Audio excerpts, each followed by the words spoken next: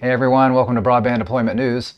The FCC is making available a new consumer outreach kit if you are participating in the Affordable Connectivity Program. And if you are accepting federal funds, including BEAD, future funds, then you need to participate in that. So I was going to walk through that. Be right back.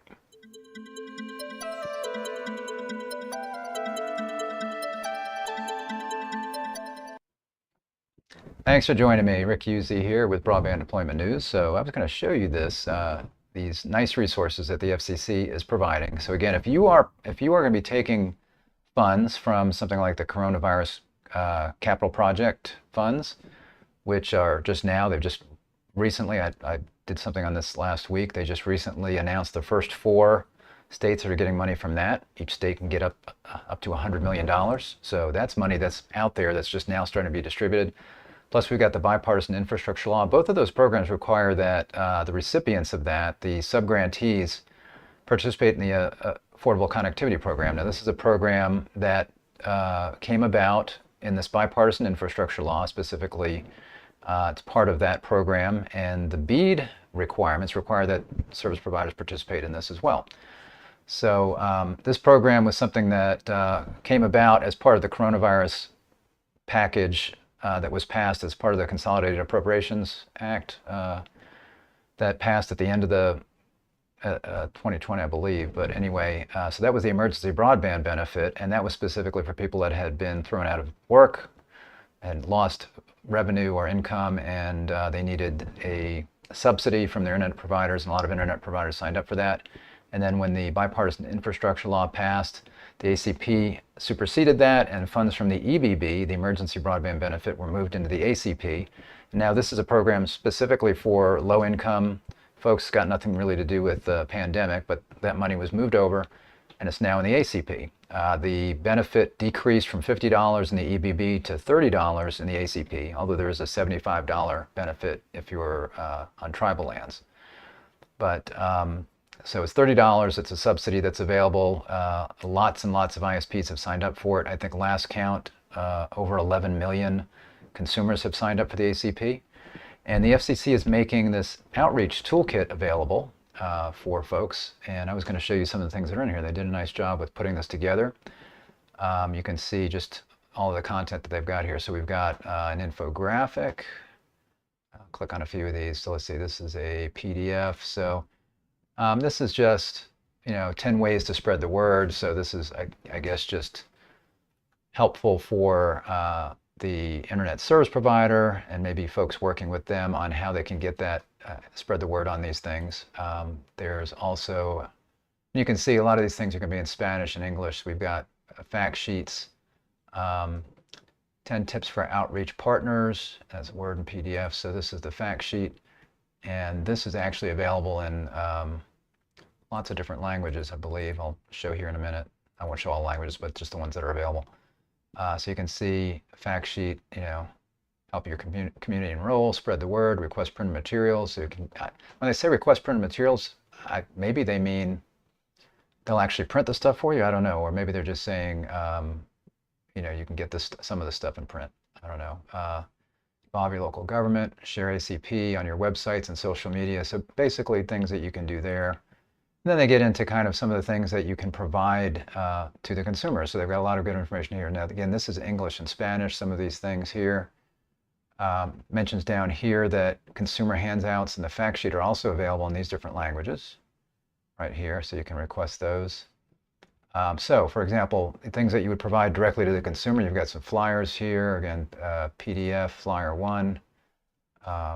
So again, this is something to help educate the community, your subscribers. What is it? What are the benefits? Who's eligible? What are the steps that you do? So this is the kind of stuff that you could just make sure people have access to.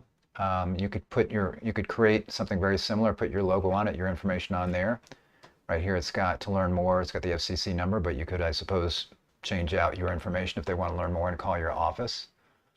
So you can, again, they're PDFs, so you could probably, if you've got publishing software, you can probably take that and work with that or duplicate what they've got. Again, they've got another one here, another flyer, similar, looks like similar information. Then we've got consumer handout. Look at PDF of a 9x5. So again, this is something that you can use to promote the service. This could be something that maybe goes into a bill insert, or it could be just a flyer that you send people, or have these in your office if people come to your office for things. Again, you can copy a lot of this stuff and make your own. Or again, you may be able to take the PDF and rearrange some things, put your logo on there. You've got a press release here. Some of this is in Word. Newsletter blurb, also in Word. Social media posts. I just downloaded something there. That's a Word document. I'm not going to click on that now. There's a whole lot of other social media stuff I'm going to show you here in just a minute. Flyers. So this is for households qualifying in tribal lands. There's flyers for that. So you can see, again, that's what that is, but it's more specific to tribal lands. So it probably talks about the $75 benefit. Oh, wait a minute, does it? Maybe they got that wrong. Let's see here. Yeah, no, it's right. To $75 for households on qualifying tribal lands, $30 discount if you're not on. So it's probably very similar. Maybe just the imaging is different.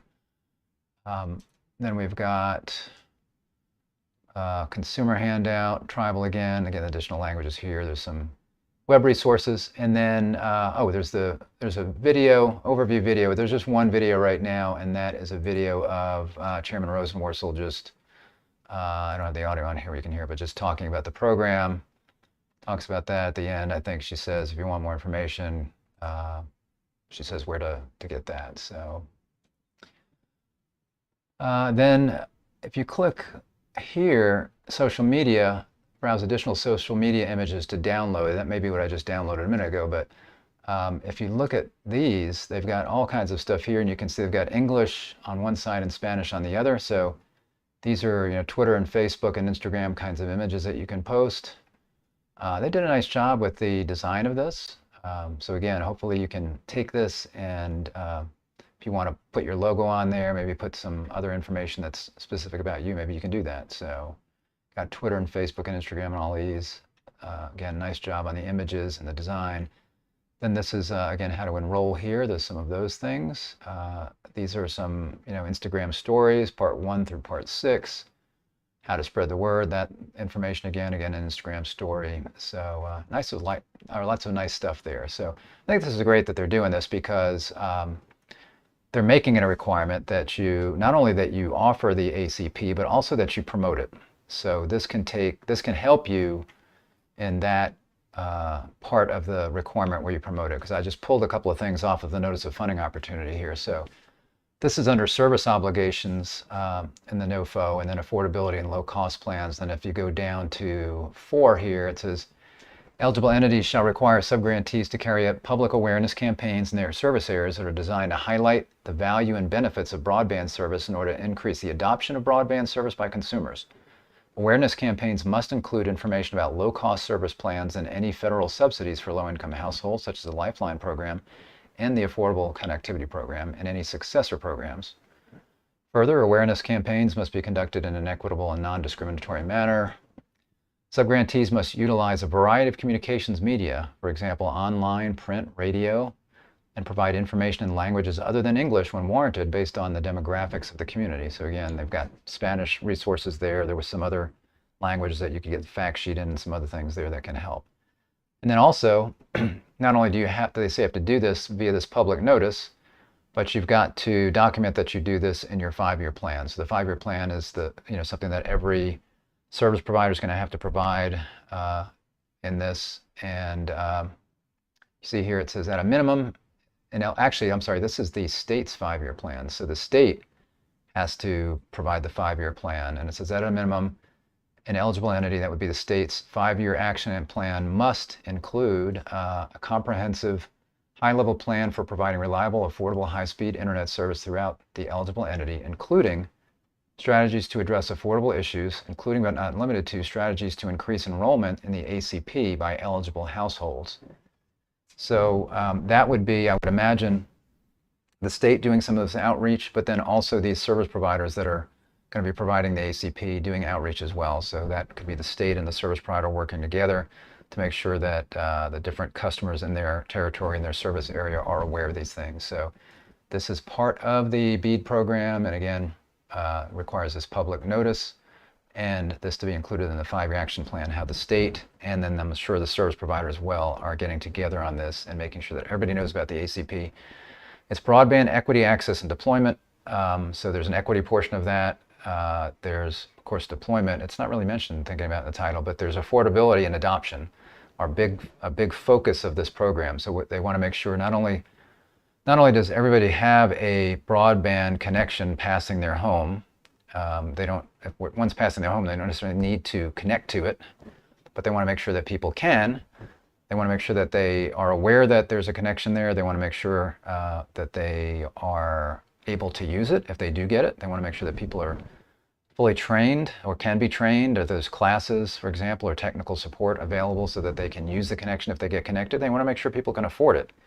So they are requiring all service providers that are taking money to have a low cost option. Plus, they must participate in the Affordable Care, I keep saying Affordable Care programs, Affordable Connectivity Program, the ACP, in order to also provide the subsidy if they are low income. And that they have several ways they can qualify for that. And there's all the information on the program here that you can provide people on how they qualify. So what they're trying to do is, I think, get the service providers to come out with a $30 plan plus the ACP, and then it's free for people that qualify for low income. And there's already a lot of people, a lot of service providers that have signed up for that. The Biden administration pushed that recently, just a month or so ago, and got lots of major ISPs that cover a good portion of the country to sign up and say, yeah, we will offer a $30 product, and we're offering the ACP, and those two things together means that a good number of our customers will be able to get free internet, free broadband. So anyway, this is something that I think will be of interest to both states and the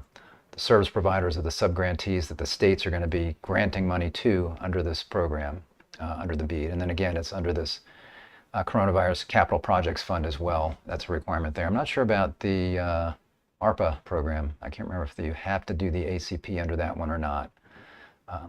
With the Capital Projects Fund, and that's part of ARPA, it's just a different section of that. That was, there's actually two programs in there. There's the ARPA, and there's the one I can't remember the long acronym for, but the long acronym one I can't remember if that's required in there or not. So anyway, if you need help on anything broadband, always remember that we can help you with any managed services that you might need, deployment kinds of things, feasibility studies, engineering, design, we can do that. Services after the fact, if you need to activate broadband CPE, we do that. Provisioning, we do diagnostics, we do hosted email, hosted voice, turnkey IPTV solutions, DDoS protections, carrier grade NAT. We got a whole host of things. Just check out our website, send us an email, give us a call if you'd like more information. We'll be happy to do that for you. Thanks again. I will see you next time for Broadband Deployment News. Take care. Bye-bye.